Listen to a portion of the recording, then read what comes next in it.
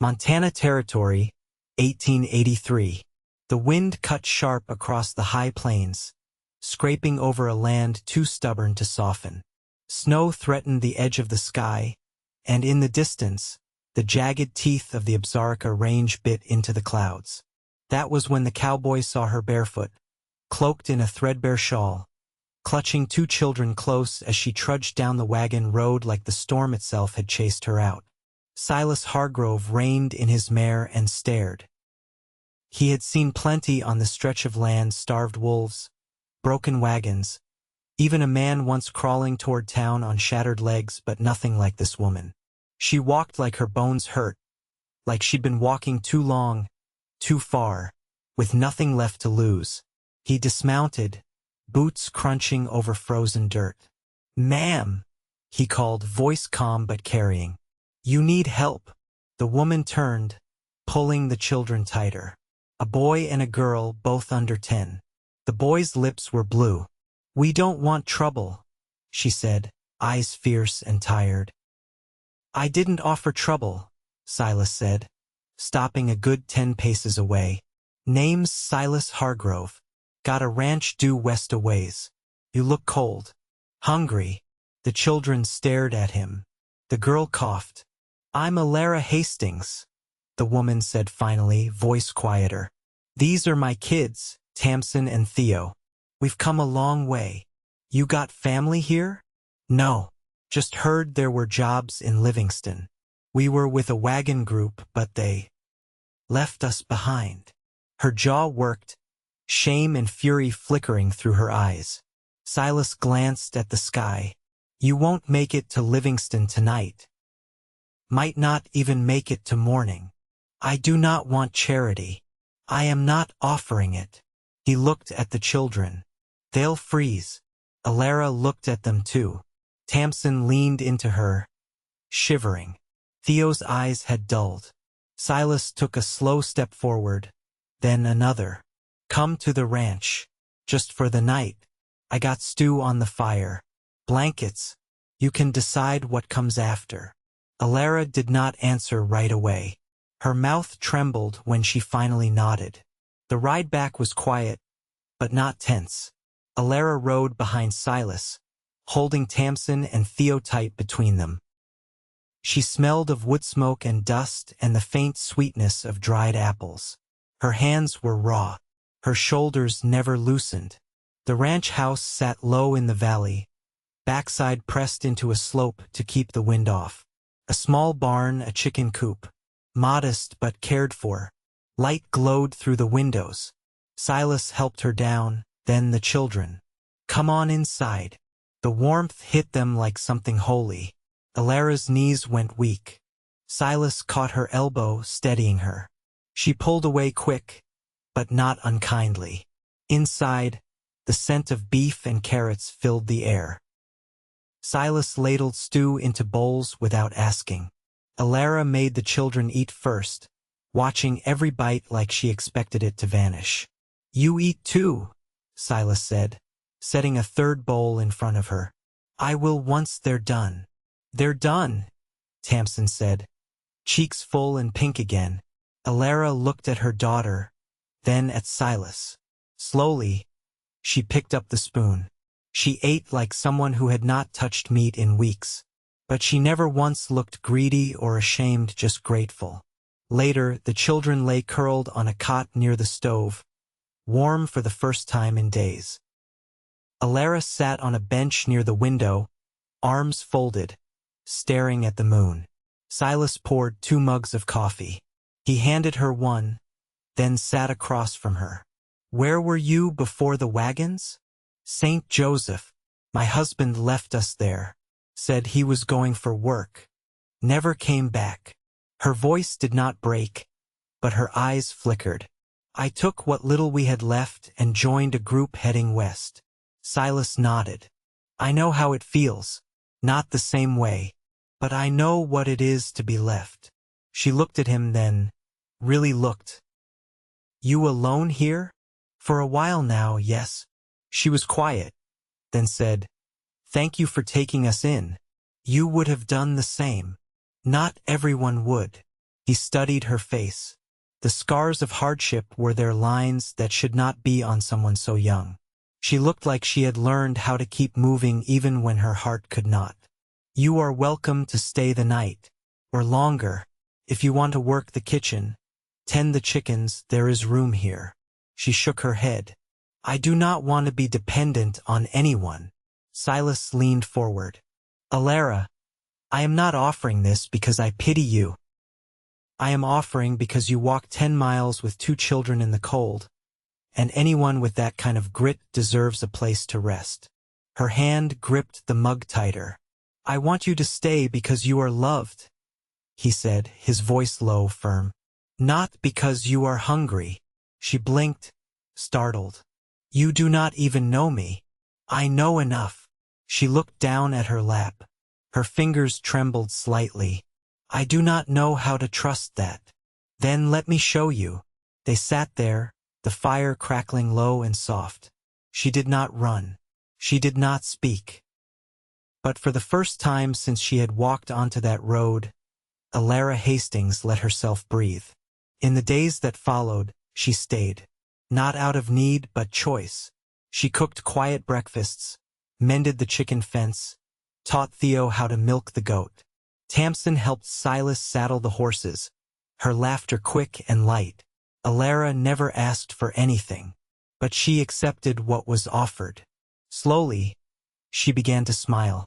And Silas? He found himself waiting for those smiles like they were sunrise. He never touched her without asking, never crowded her. But every morning she stepped into the kitchen, hair tied back, face calmer than the day before. He felt something shift inside him. They worked side by side through the thaw, through the first bloom of spring. And on the 5th night, when she stood beside him on the porch watching the stars, she said, I have not felt safe since Missouri. Not until here. He looked at her. You are safe here. She nodded. I know. She reached out, just barely, her fingers brushing his. He caught her hand gently, and that was how it began. The first spring rains came quiet, soaking the earth in slow hours that blurred the horizon and softened the edges of the land. The soil turned fragrant, rich and dark as fresh turned memory. Elara stood in the barn doorway, sleeves rolled to her elbows, watching the water bead along the roofline and drop, one by one, into the mud below. Her palms were lined with straw dust, her hair damp from the walk across the yard. Silas emerged from the far stall, wiping his hands on a rag. Roan's hoofs healing clean. Should be sound by summer. She nodded, gaze still fixed on the rain. Theo's been asking about the creek. Thought he might try fishing once the water settles. He's welcome to. I've got a pole he can use. Might even catch something if he's patient. He's not, she said with a faint breath of laughter. But he's stubborn. That counts for something. He leaned against the post beside her, arms folded. You ever fish? Once. My father took me. We didn't catch a thing, but I remember the quiet more than the waiting. Good quiet's rare. She turned slightly toward him. It's easier to listen when nothing's pressing you forward. Silas looked out at the yard, where puddles gathered under the eaves and the chickens huddled under the coop's overhang. You're not pressed now. No, she said. Not anymore. He didn't look at her when he asked, Then what's keeping you from unpacking? Her fingers tightened around the grain sack she still held, half empty. I suppose I don't trust that the ground won't shift again. It won't.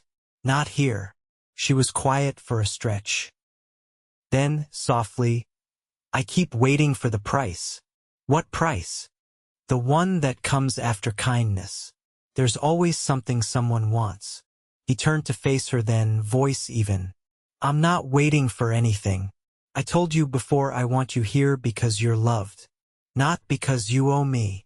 Elara stared out past the barn, toward the cottonwoods lining the far edge of the field. That's hard to believe. Then stay long enough to see it's true. A drop slid from the edge of her brow, Not rain, just the slow sweat of thought. She reached up, tucked a soaked strand of hair behind her ear. I've never had someone mean that. I do. She didn't answer, but she didn't walk away. Her silence held something new, something that might settle, given time. By evening the skies had cleared, and wood smoke curled blue and steady from the chimney.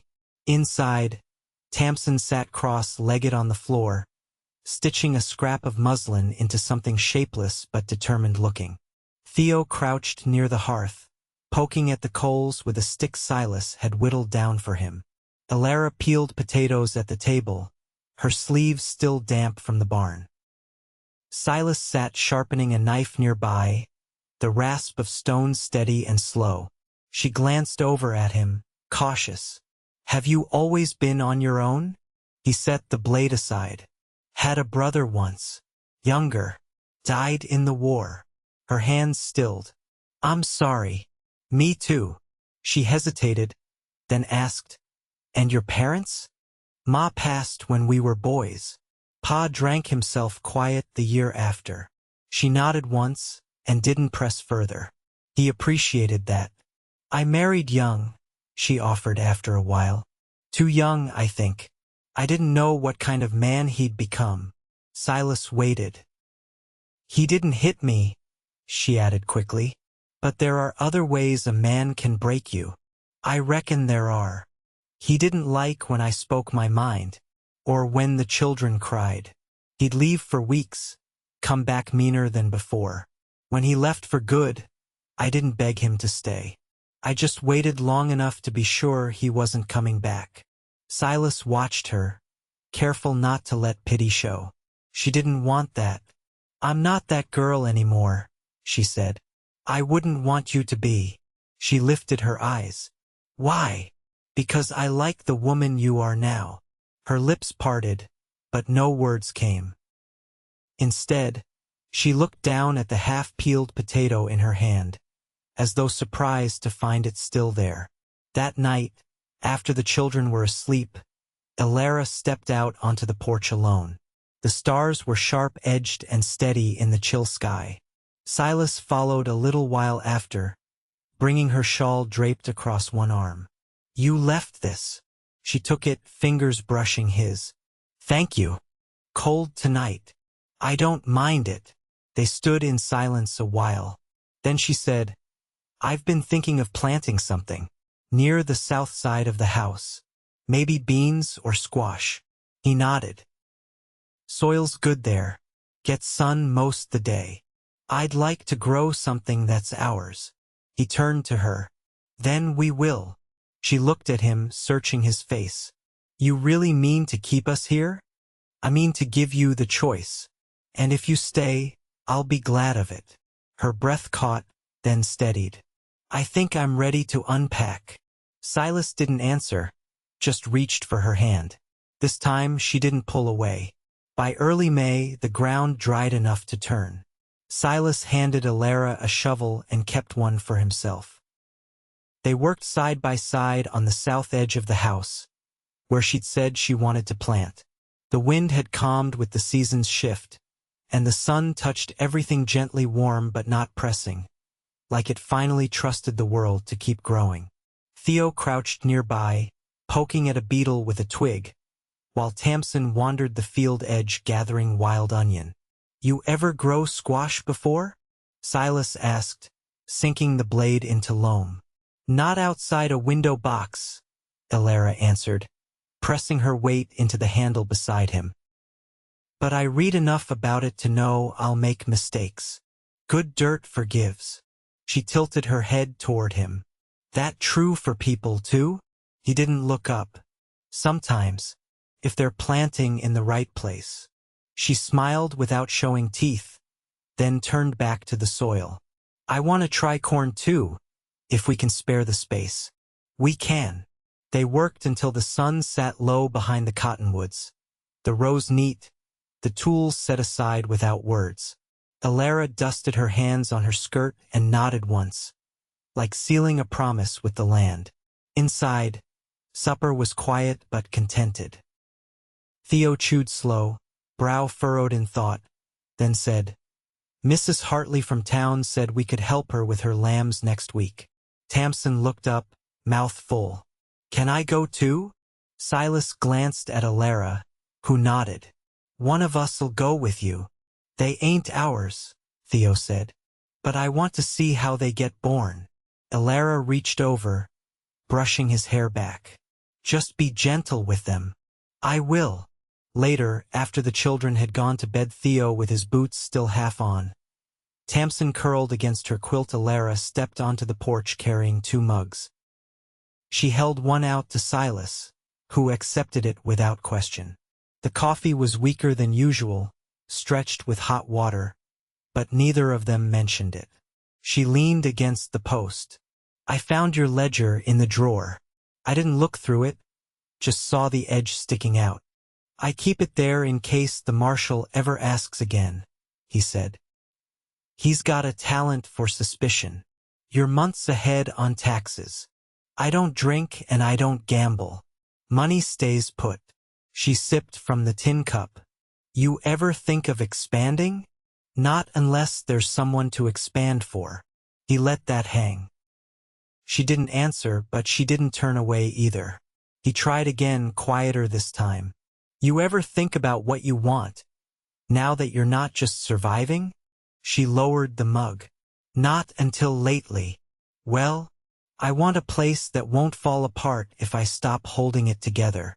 Silas set his cup down on the rail. "You've got that here. I'm starting to believe it." The wind shifted, bringing the scent of lilacs from the bush growing stubbornly near the well. She closed her eyes for a moment, breathing it in.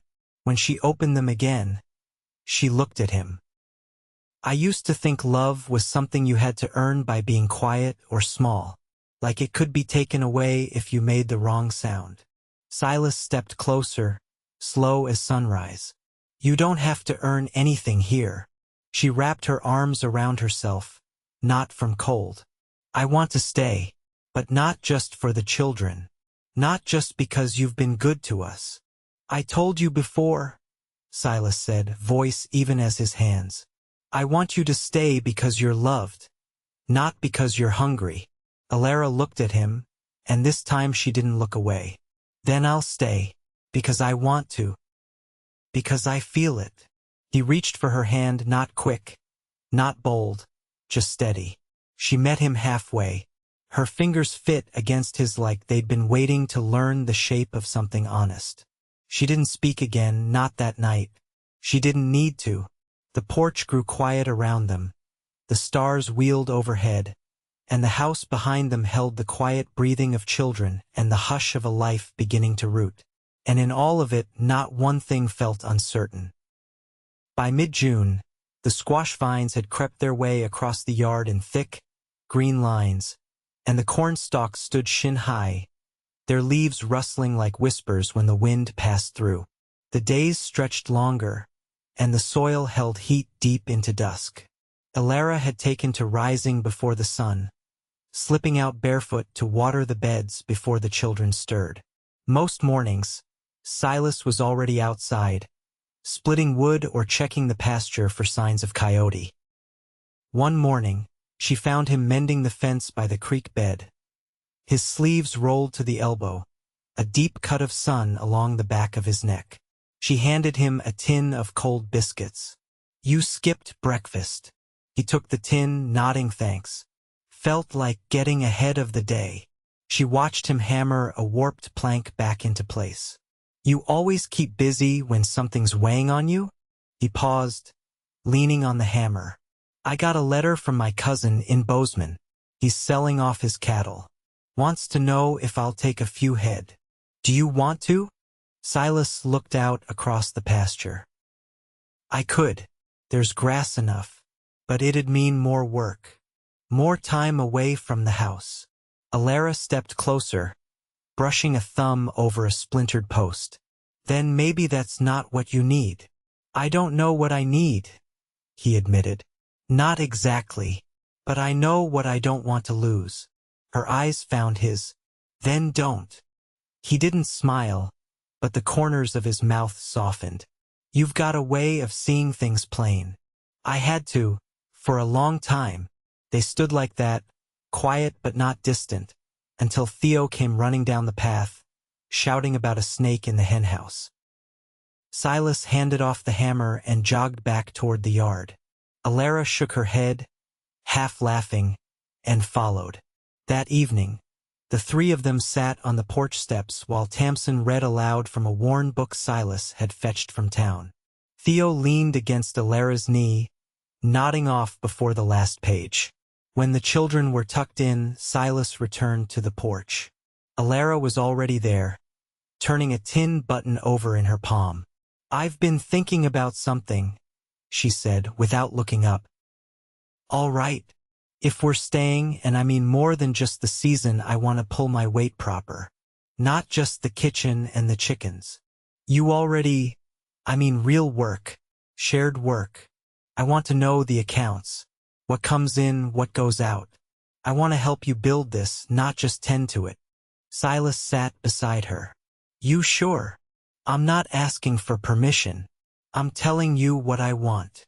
He studied her face, the way her jaw set like she'd already made peace with the answer, whatever it was. "Then we'll start tomorrow. I'll show you the books. And the shed roof needs patching. You'll hate that part." "Good. I want to hate something that's mine." That surprised a laugh out of him, low, short, but real. "You're something else, Elara Hastings." She glanced at him. "Is that a complaint?" "No," he said. "It's the first thing I've been sure of in a long time." She didn't speak again, just leaned her shoulder against his. The next morning, she was waiting at the table before sunrise, ledger already open, pencil in hand. Silas poured coffee, slid her the tin of receipts, and sat across from her. She asked questions, quick and sharp, and he answered them without pause. There were numbers to tally, debts to settle, and a list long as his arm of things that needed fixing before first snow. They worked until the light shifted across the floorboards and the children came in, tracking dust and laughter. Elara closed the book and laid her hand flat on the cover. "I was never taught any of this," she said. "But I can learn." Silas reached across the table and rested his fingers lightly atop hers. "You already are." Later that week, they rode into town together, the children bouncing in the wagon bed behind them. Elara wore her hair back in a braid. Her shoulders relaxed beneath a cotton shawl she'd bartered for with Mrs. Klein in exchange for a week's worth of eggs. She walked into the mercantile beside Silas like she'd always belonged there. And when the shopkeeper greeted her by name, she didn't flinch. On the way home, with the wagon creaking and the sun at their backs, she turned toward Silas and said, "I think I could be happy here, not just safe, not just fed. Happy." He looked at her, and the years he'd spent keeping himself separate all fell away like dust in wind. "I'd like that," he said. "I'd like us to build that together." Elara reached out, took his hand in hers, and didn't let go the entire ride home. The summer deepened quiet and golden, days thick with bees and the sweet weight of ripening. The garden flourished, its rows orderly and alive, and the fields beyond whispered of coming harvest. Inside the house, the rhythm of life had found its shape steady, close-knit, quietly shared. One morning, Elara pulled a folded paper from the postbag Silas had brought back from town. She sat on the edge of the porch, reading it once through before folding it again with fingers that lingered a little too long. "Bad news?" Silas asked, wiping his hands on a rag as he came from the barn. She shook her head, then offered him the paper. "It's from my sister. I hadn't heard from her since Missouri." He read the letter slowly, lips pressed together. "She's alive, then. She's working in a boarding house in Cheyenne. Says she's thinking of heading west to Washington Territory if she can manage the fare." Elara leaned back against the post. "There was a time I thought I'd follow her anywhere. Now I can't imagine leaving Montana." Silas handed the letter back. "You don't have to explain. I know, she said, but I want to. I want you to know that I've made my choice. Not just to stay, but to build something here. With you. He sat beside her, stretching his legs out in the dust. You already are. She nodded, a slow smile forming. I used to think a choice had to be loud to count. Like it had to shake the ground. But this feels like the kind that holds. Theo called from the yard, waving a bundle of tangled twine and asking for help with the trap Silas had taught him to set for rabbits. Elara stood, brushing dust from her skirt. You go. I'll take the wash down to the creek. Silas rose with her. I'll come with you. The trap can wait. She didn't argue. They walked the path through the cottonwoods, the sun dappling their arms, a basket swinging from her wrist. At the water's edge, she knelt and began rinsing the clothes, steady and practiced. Silas crouched nearby, flicking pebbles into the current. Tell me something you've never told anyone, she said, wringing out a wet sleeve. He didn't answer right away. When I was 14, he said finally, I traded my father's pocket knife to a trapper passing through, paid him to let me ride up into the hills with him for a week. My father never noticed the knife was gone. I never told my brother where I'd gone. Just needed to know what it felt like to be somewhere no one could call me back from. Elara stared at the creek, nodding. I ran once, took the children, what little we had. I left a note, but I didn't wait for an answer. You did right. I didn't know if I had. Not until now. Silas reached over, taking the cloth from her hands. You're not running anymore. No, she said, watching his face. I'm not. That night, after the children were asleep and the house had gone still, Silas pulled a small parcel from the drawer beside the stove. He carried it to the porch, where Elara sat watching the sky pale with stars. I've got something for you, he said, holding it out. She took it, untied the string, and unfolded the muslin. Inside lay a silver pin in the shape of a swallow, its wings outstretched, worn smooth at the edges. My mother wore that, he said. She gave it to me to hold for someone I'd trust with it. Elara traced the bird with her thumb. I don't have anything to give you. You've given me everything I needed. He reached for her hand, and she let him. There was no hesitation now, no guarded edge. Only the warmth of their fingers woven together, the quiet hush of a night that held nothing but certainty. I love you, she said. I know, he said. And I love you. He kissed her then, slow and sure, the kind of kiss that didn't ask for anything more than what was already there. When they pulled apart, she rested her head against his shoulder. They stayed there, long past the stars' climb, until the night turned soft and sleep found them both. The wedding was small, held under the cottonwoods with the creek murmuring just beyond. Tamsin wore a garland of wildflowers and led the way, while Theo stood straighter than he ever had, holding the rings in a carved wooden box. Elara wore a dress stitched from muslin and patience, and Silas, for once, wore a collar stiff enough to make him sweat before the vows were even spoken. Afterward, they ate bread baked that morning and pie from the orchard of a neighbor who'd never asked for much but always showed up when it counted. There was no music, but someone sang an old hymn, and Tamsin danced barefoot in the grass until her ribbon came undone. They didn't leave the ranch. There was nowhere else they wanted to be. Seasons passed. The children grew sturdy, sun-browned and sure-footed. The garden stretched wider each year. The fields held more cattle than Silas ever thought he'd manage. And through every day, through snow and drought, through laughter and the quiet weight of old memories, Elara stood beside him. Not as a guest, not as someone passing through, but as the woman who had chosen to stay and be chosen in return. Years later, when Theo built his own house on the western rise and Tamsin married a boy who carved her spoons from birch, Silas and Elara sat on the porch, hands still twined, watching the light settle over the land they'd made theirs. Nothing was perfect, but everything was whole, and together they stayed until their hair silvered, until the days slowed, until the land grew quiet around them once more. They had lived, fully and without regret, wrapped in the kind of love that didn't ask for anything louder than the truth.